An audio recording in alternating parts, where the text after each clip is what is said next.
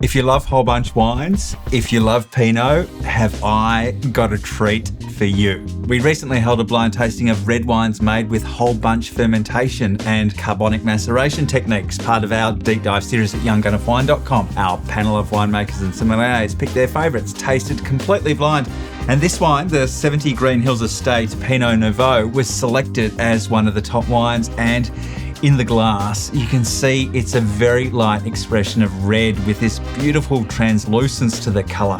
It's so wonderfully aromatic and pretty and delicate, with florals like roses and just a delightful spectrum of red fruits, cherries and cranberries, and there's a spice and smokiness there too that comes from the inclusion of stalks in the ferment, and the palate is just so svelte and a little tangy with bursts of pomegranate and raspberry. It's so refreshing. It's so light on tannins. It's a wine that could take a chill well. This wine is made using whole bunch fermentation and carbonic maceration, two separate techniques that are often used hand in hand. With whole bunch wines, a portion of the grapes ferment with their stem still attached, and the stems add spice and herbs and structure, and carbonic maceration, or cab-mac, happens inside the grape itself. Fermentation occurs within intact berries, building fragrance and brightness. And most red wines are made differently. The grapes are destemmed and then crushed before fermentation, which prevents carbonic maceration from occurring. And this whole bunch and carbonic approach is rare, and the difference shows in the glass.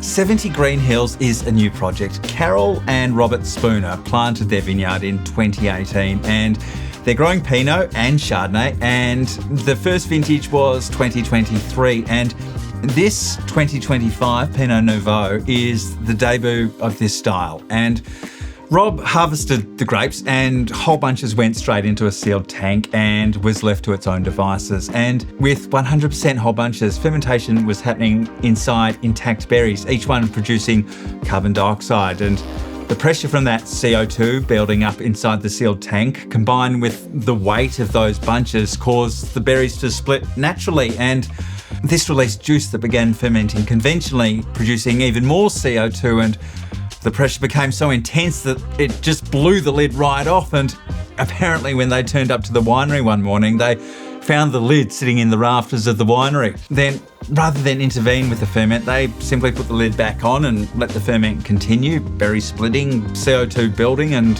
fermentation unfolding. And after 14 days, they pressed the grapes into barrel for around 10 months of aging. And when you mention carbonic maceration, you may think of wines that have an overpowering bubblegum, fruity, lolly water characters, and this wine is just so far from that. It has made a beautifully composed and pretty and uniquely light expression of Pinot Noir, with just a bit of a herbal spice, Campari-like edge. For our full deep dive into Australia's best whole bunch / cab-mac reds, head to YGOW.com. Cheers.